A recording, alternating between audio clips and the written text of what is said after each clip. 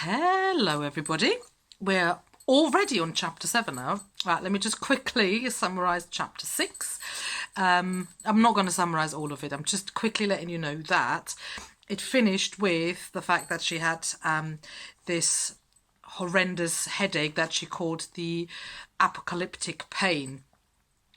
And chapter 7 then starts on page 105 with her waking up.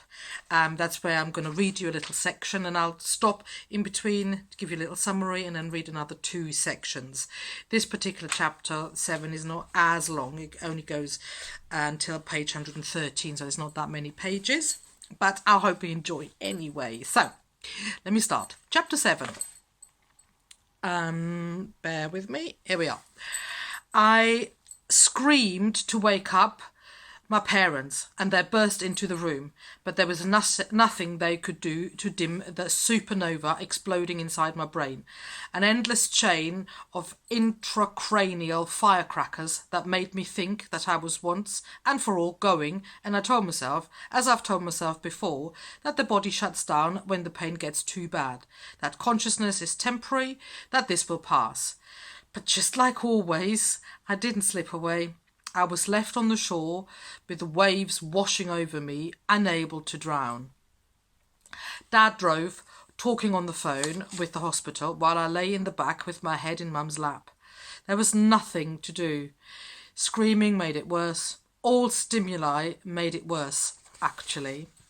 The only solution was to try to unmake the world, to make it black and silent and uninhabited again, to return to the moment before the Big Bang, in the beginning, when there was the world, and to live in that vacuous, uncreated space alone with the Word. People talk about the courage of cancer patients, and I do not deny that courage. I had been poked and stabbed and poisoned for years, and still I trod on. But make no mistake, in that moment, I would have been very, very happy to die. I woke up in the ICU.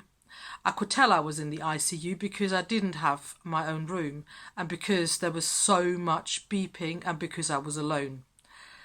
They don't let your family stay with you 24/7 in the ICU at Children's because it's an infection risk. There was wailing down the hall. Somebody's kid had died. I was alone. I hit the red call button. And then it goes on to describe a little bit what had actually happened to her. And because if you remember in the previous sections and in the previous chapters, she had really bad back pain and headaches as well. And that headache just accumulated now in this particular chapter. And what happened was that her lungs had filled with fluid. So what they had to do was they had to drain her lungs, and there was an awful lot of fluid coming out. Now, we also find out that Gus has been in the waiting room for 2 days because he wanted to see her and obviously was concerned about her, and he really likes her. She has refused to see him, and she then ended up staying 6 days in the hospital.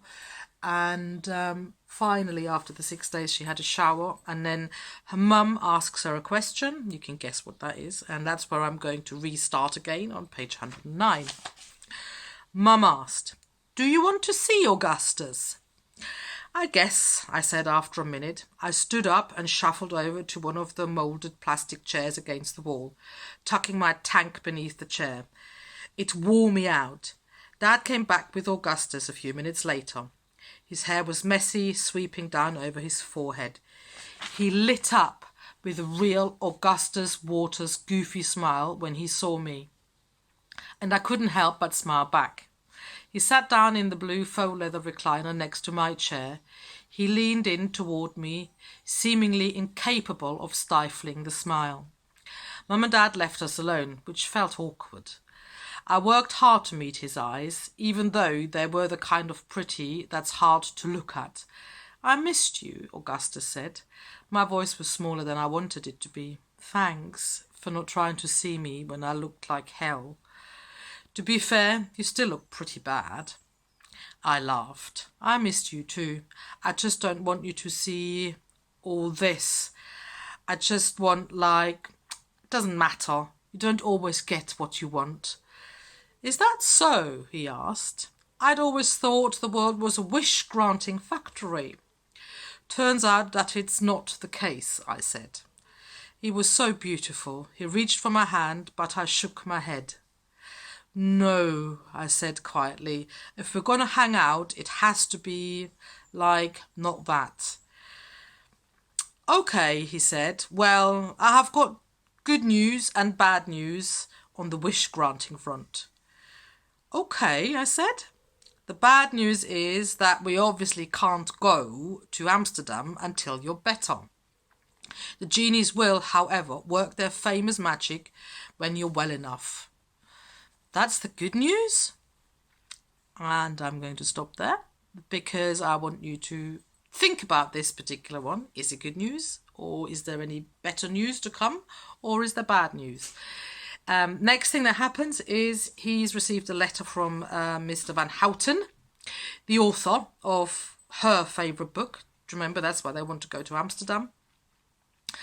And in this letter, we actually then find out why the title of the book is The Fault in Our Stars. It's a quote from Shakespeare.